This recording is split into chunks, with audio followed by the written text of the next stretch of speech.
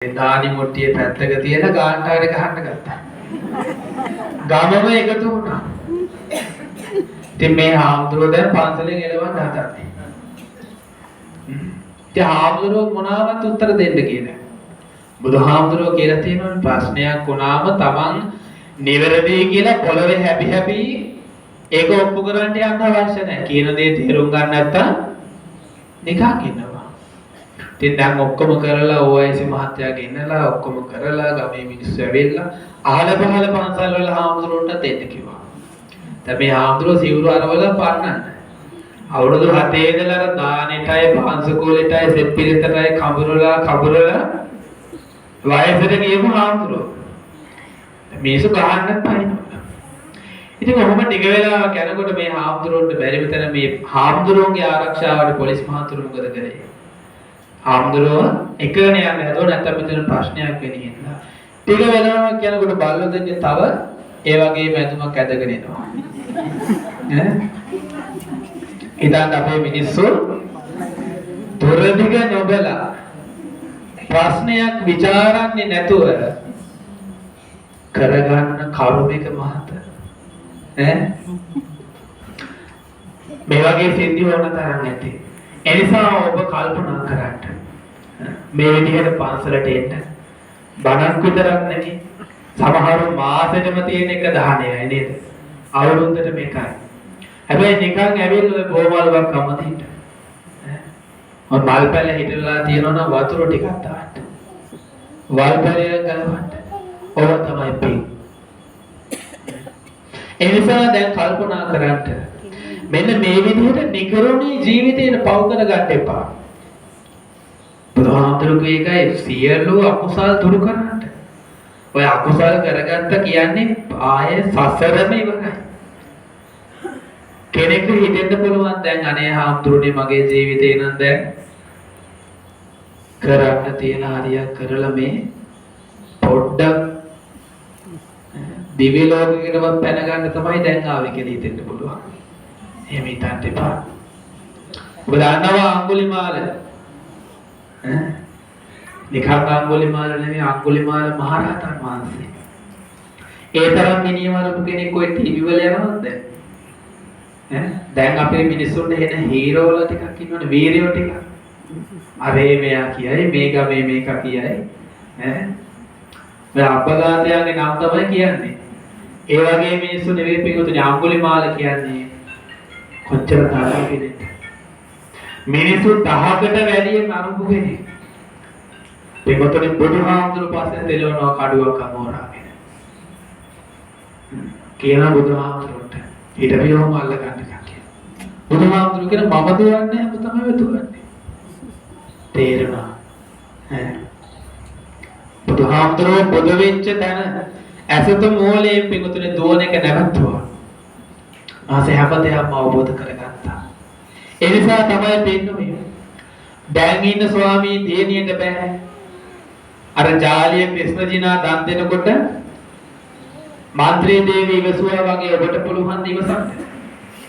බෑ නේද? ගෙදර එනකොට දරුවෝ දෙන්න දන් දීලා තිබුණ මොනවාද? බැරි නම් ඒ තරට හිත හදාගන්න.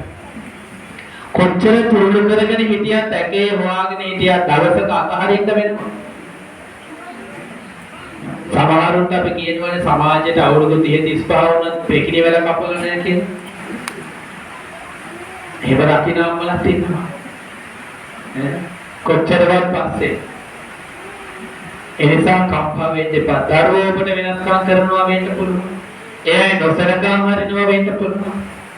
ඒ නිසා යම් කිසි පාපයක් කරගත්ත වෙන්න පුළුවන්. දුක් වෙන්න පාපිකොට. ඒ හැම දෙයක්ම සසරේ ලැබිච්ච හින්දාම. සසරේ ඔබ කරපු දෙයක් හින්දාම. ඒ නිසා නොපමා වෙන්න අද ඉඳලම මහා දේවල් නෙවෙයි. කෝටි ගණන් වේදන් වෙන පින්කම් නෙවෙයි මේවා. රුපියලක්වත් වේදන් වෙන්නේ. අපිට මේ දේවල් තිබුණා ඉස්සර කාලේ. ඔය අම්මලා පොඩි කාලේ හොඳට දන්න ඇති ඈ. මිනිහෙක් මොනට මොන ගෙමුණම ලස්සනට හිනහ වෙන්න බා. පන්සලට ගියාම දෙය ආමුදුරුනේ දැන් නම් තියෙන පොල් ගෙඩිය පව අරගෙන යනවා මිනිස්සු. සෙරප්පු දෙකක් පඩිපොලක ගලවලා යන්න බෑ කොල්ලොන්ට. එනකොට දෙරප්පු දෙක නැහැ. ඉස්සර අපේ අම්මලා තාත්තලා කොහොමද? විහාරයට ගිහිල්ලා ආපස්සට එනකොට තේගෙට පෙර අපියස පින්වතුනි කකුලේ වැලි ටිකක් පිහදාලා තමයි ආපස්සට ගෙදර ගියේ. අද කොහොමද? සමහර අය ඉන්නවනේ හැමෝටම නෙමෙයි. ආවාසකයෙන් පටන් ගත්තම දානශාලාව වෙනකන් සුද්ධ කරගෙන යන අය නැතුවම නෙමෙයි. එනිසා ඒක වෙන්න එපා. මේක දුර්ලභව ලැබිච්ච මනුස්ස භවය ඔබට. ඒක නිකන් තිරසනෙක් වගේ බැරිලා යන්න එපා. ටිකක් හරි අවබෝධ කරගෙන බැරින්න. මහා දේවල් නෙමෙයි මිනිහෙක් මොකට දැක්කම hina වෙන්න. අර අල්ලපු ගෙදර මිනිහා කරන ජොබ් එක වල ඔයා ඉන්න එපා. දැන් මේ ළඟදී මම දැක්ක රූප වාහිනිය එක හොඳ වැඩක්. හැබැයි මට හිතුණා මේ මිනිහා Taman ගැනත් මෙහෙම හොයලා තිබ්බනම් කොච්චර හොඳයිද කියලා. අර යම් කිසි අපරාධයක් උනායේ සැක කරන තැනක මේ මිනිස්සයා මාසයක් තිස්සේ ජොබ් එකනොත් භාගයක් ඔය කියනවා නිවාඩු දාලා ඇවිල්ලා මේ මිනිහා කරන්නේ වීඩියෝ කරන එක අල්ලපු ගෙදර. පස්සේ වාද්‍යයට මේ මිනිහා මුදා හරිනවා. අර කියනකොට හරි හිරිකිතේකුත් හිතුණා යකෝ අනුන් ගැන මෙච්චර හොයනවද කියලා. අපේ මිනිස්සුත් එහෙමනේ. එහෙම එපා. ඕනම කෙනෙක් කරගන්න කර්මයක් එයා ගෙනියයි. ඔබේ කර්මයෙන් හවුල්කාරයෙක් වෙන්න යන්න එපා. ඒ නිසා කෙනෙක්ට වෛර කර කර ඊර්ෂ්‍යා කර කර කකුලෙන් ඇද ඇද ඉන්න කාලයක් නැහැ පිටුතුනේ. බොහොම ටික කාලයක්. බොහොම ටික කාලයක් බංගල කියපු විදිහට සෙම පෙරාගෙන සැරව පෙරාගෙන එක ඇඳකට කොටු වෙන දවසක් ඔබට එනවාමයි. මටත් එනවා. ඒ නිසා ඒ දවසට මුණ දෙන්න පුළුවන් වෙන්න. ඒ දවසට පසුතැවෙන්නේ නැති ජීවිතයක් ඇති කරගන්න. දරුවෝ හැදුවනම් නිකම්ම සමාජයට මුදා හරින්න එපා බල්ල බලල්ලු වගේ. පොඩ පොඩ ඉස්තාවලයක් හදලා දෙන්න ඕනේ. නැත්නම් අපි හැමදාම බොරුවට පල්ලියටයි අන්‍ය ආගම් වලටයි බැන බැන ඉන්නවා. ඇයි?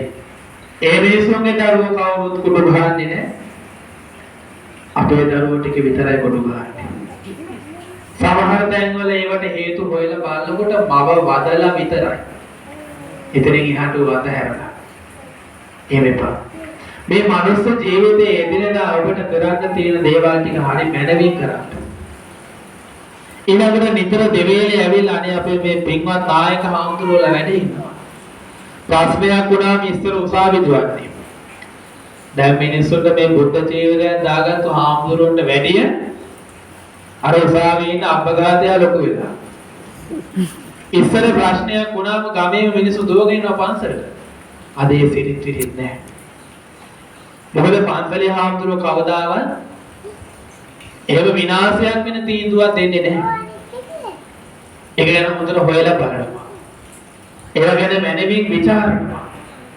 නමුත් අපේ මිනිස්සුන්ගේ හැම දෙයක්ම අමතක වුණා. මම කියන්නේ ආපහු ඉස්සරහට යනවා වගේම අර අතීතයේ නැතිවෙච්ච ගුණධර්ම ඔබේ ළඟට ගන්න.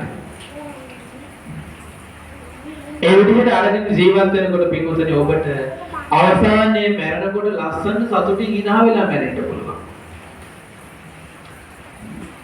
ඊළඟාත්ම ප්ලෑන් කරලා ඊළඟාත්මේ මොනවා හරි ඕනනම් ඒවට තියාගන්න. ඒක බමුණෙක් ඇවිල්ලා කියනනේ මනාපදාය සූත්‍රයේ බුදුහාමුදුරුවෝ බැහැ දකින්න ඇවිල්ලා බමුණ අහනවා.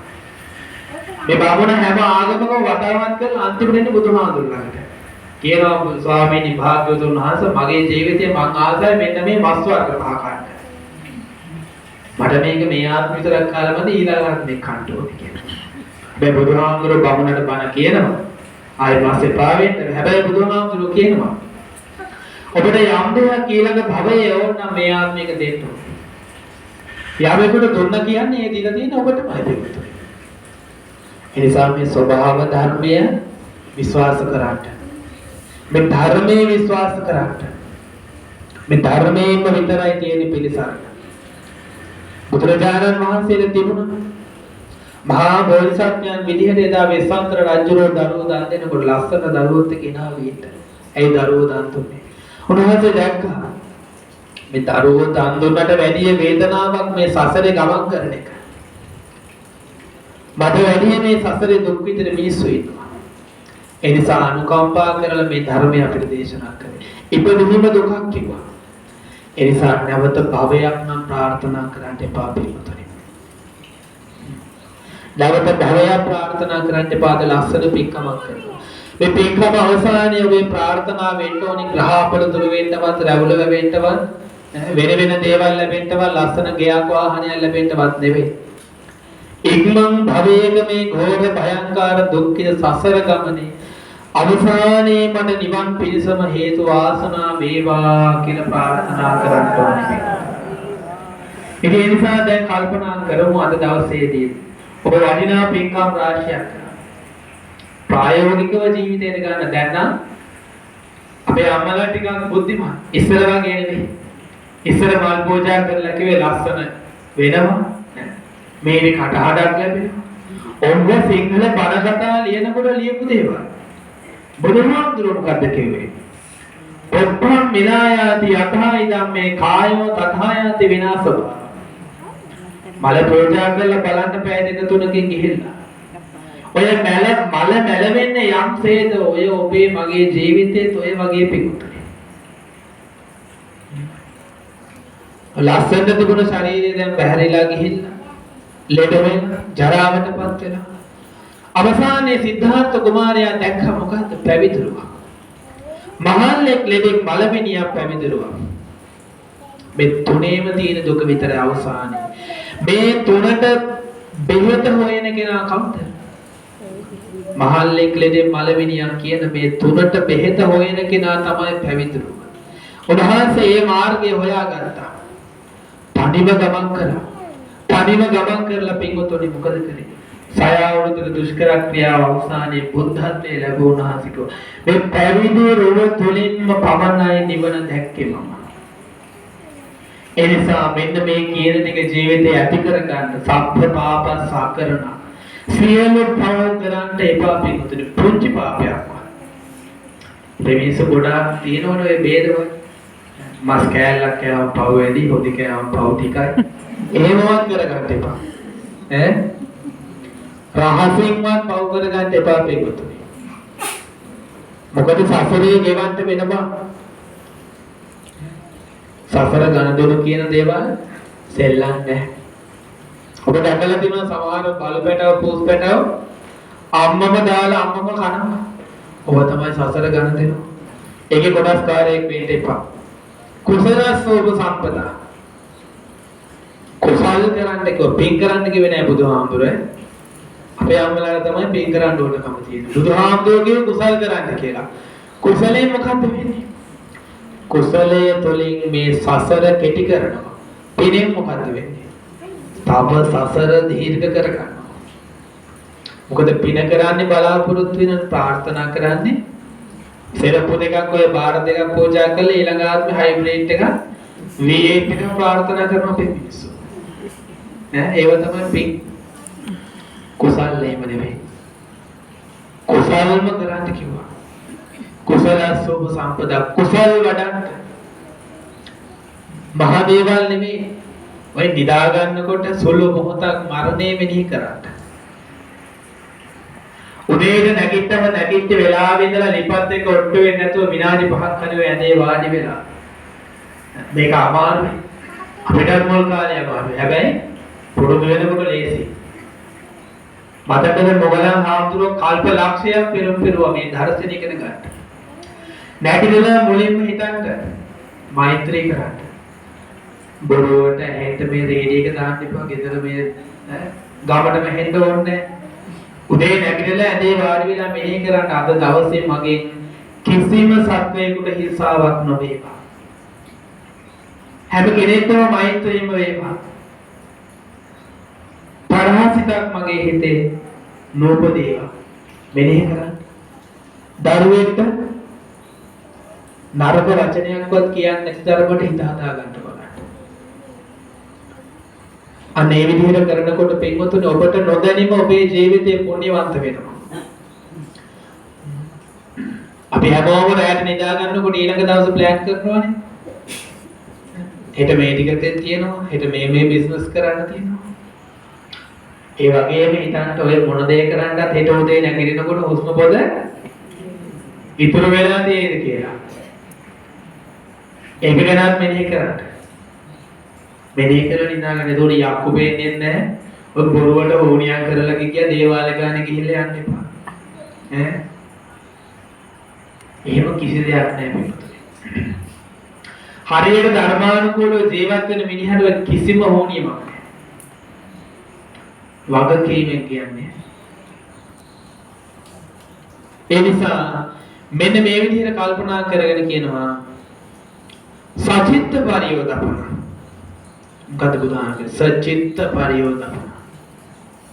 ඔය හිත ටිකක් দমনය කරන්න කිව්වා. කියන්නේ හිත නවත්තන්න කිව්වේ නෑ.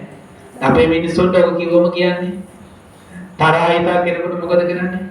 ඨග්ගල නවත්තන්න හදනවා. ඒක අර පිටවෙන එන කුළු හරකේ කන්දකින් අල්ලලා නවත්තනවා වගේ වැඩ. අනතුරක් වෙන්නේ.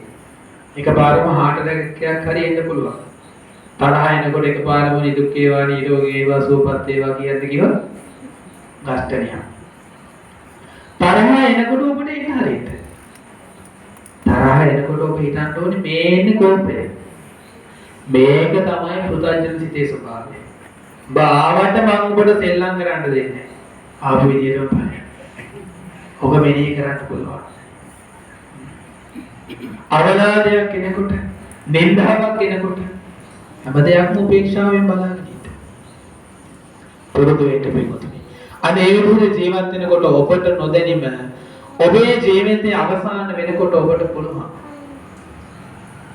ඔය හැම කෙනෙක්ටම වැඩිය නොබියව මරණයට මුහුණ දෙන්න. ඒ නිසා ඒ සඳහා අපි මේ සිද්ධ කරගත්තු සෑම පුණ්‍ය ක්‍රියාවන්ගේම සියලු පුණ්‍ය ඵල විපාකයන් හේතු ආසනා වේවා කියලා සාදුකාරය. ඉතින් අද දවසේදී මේ ධර්ම දේශනාවට අපි වැඩම කරේ විශේෂයෙන්ම ඒ චන්දිමා ප්‍රියදර්ශිනී මහත්මියගේ ආරාධනාවට. ඉතින් එතුමිය බොහෝම සත්භාවයෙන් ගිය වර්ෂයේ අපිට ආරාධනා කරා. ඉතින් මේ අවුරුද්දේ ආරාධනා කරනකොටම කිව්වේ ආම්දුරනේ මේ අවුරුද්දේ නම් පරක්කු කරන්න නැතුව වරට එන්න කියලා. ඉතින් අද දවසේදී ටිකක් පාර වැරදිලා වෙන පාරකට ගියා. කොහොම හරි කමන්නේ. එතුමියගේ එකම ප්‍රාර්ථනාව වුණේ තමන්ගේ ආදරණීය ස්වාමි පුතුණන්ගේ ජන්මදිනය සිහි කරගෙන එතුමාට ආශිර්වාද ප්‍රාර්ථනා කිරීම. ඇත්තටම බෙදක් විදිහට දෙන්න පුළුවන් හොඳම තෑග්ග. අපේ ජීවිතේ අපි හැමෝම පුරුදු වෙලා තියෙන මොකද්ද? උපන් දිනයක් කිව්වොත් හරි සතුටු වෙනවා. අත්තිලවනේ සතුටු වෙන්න නෙවෙයි දුක් වෙන්න ඕනේ. තව අවුරුද්දකින් වයසට ගියපෙකිනේ උනේ. එන්න මාරයා ළඟටයි මේ කිට්ටු වෙන්නේ. ඒ නිසා උපන් දිනේ දවසේ එතුමාණන් ප්‍රාර්ථනා කරනවා ආදරණීය මෞතුමියට දීර්ඝායුෂ ප්‍රාර්ථනා කිරීමත් ඒ වගේම සහෝදර සහෝදරියන්ට ආශිර්වාද ප්‍රාර්ථනා කිරීම. ඇත්තටම සත්පුරුෂ දරුවෙක් විදිහට උපන් දිනයන් දවසේ මොකද්ද කරන්න ඕනේ? ඔබට ওই ජීවිතේ දුන්නේ කවුද පිටුනේ? ආදරණීය අම්මයි තාත්තයි. ඒ දෙන්න නැත්තම් අද ඔබත් මමත් නැහැ පිටුනේ. ඒ නිසා උපන් දිනයන් දවසක කරන්න ඕනි වටිනාම පින්කමක් තමයි මේ කරන්නේ. මව්පියන්ට ආශිර්වාද කරන එක. එනිසා දැන් කල්පනා කරමු ඒ ජන්මදිනය සිහිපත් කරන රංජිත් ඒ මහත්මයාට උතුම් රත්නත්‍රයේ ආශිර්වාදය ලැබේවා. විනයශ්‍රී ජයශ්‍රී මහා බෝධිහාමුදුරන්ගේ අනන්ත ආශිර්වාදය ලැබේවා. සේකරගල පොළොවේ විරාජමාන වැඩෙන උතුම් දාස්තාහාමුදුරන් වහන්සේ අනන්ත ආනුභාව බලයෙන් එතුමාණන් සිදු කරන සියලු කටයුතු සඵල සාර්ථක වේවා. ජීවිතේ කාය චිත්ත පීඩා දුර වේවා. අවසන එතුමාණන්ට මේ උතුම් පින්කම් දහම් වල අනන්ත අනුභව බලයෙන් ඉක්මන් භවයේ චතුරාර්ය සත්‍ය අවබෝධයෙන් නිවන් සාක්ෂාත් කර ගැනීමට මෙපින් හේතු ආසනා වේවා කියලා සාදු කියනවා.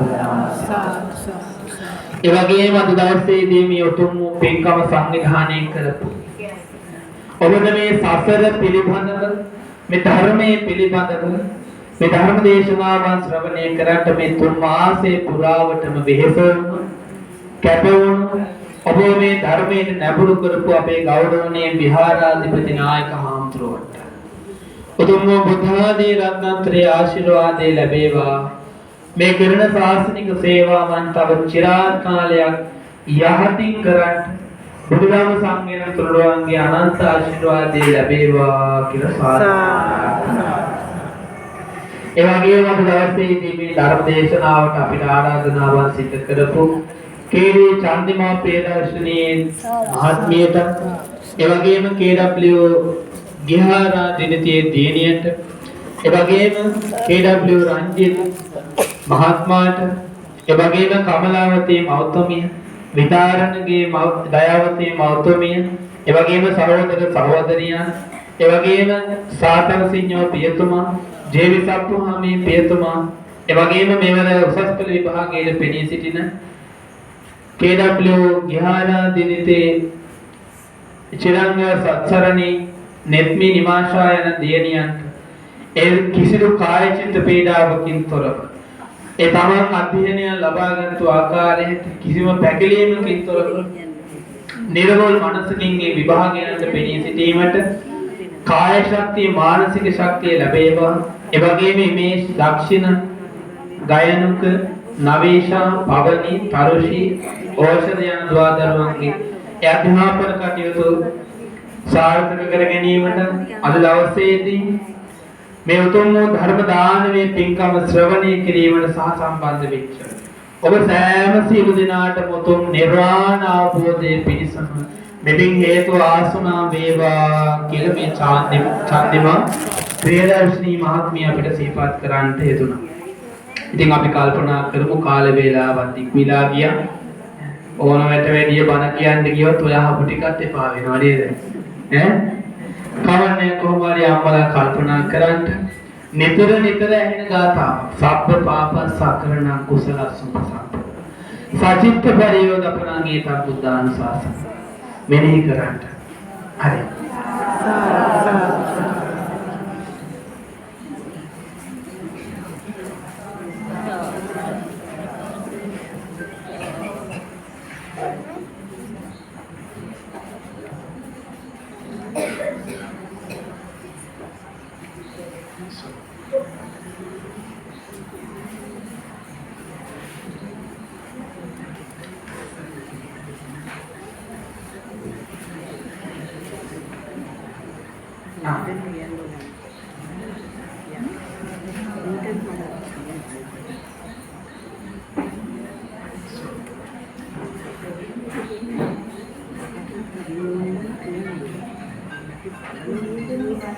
පූජා කිරීම තුළින් ඒ උදාප ලබාගත් සියලුම පින් කුසල් දහම් පළමු කොට මේ ලෝකපාලක සියලු දෙවියන්ට අනුමෝදන් වේවා. දිව්‍ය ආශීර්වාද වඩා වර්ධනය කරගනිත්වා වසන දෙවියෝ තුතුම් නිවනින් සනසෙත්වා කියලා සාදු කියලා දුන්නු අපේ ආදරණීය ගුරුවරති මාපියන්ට මෙපින් අනුමෝදන් වේවා.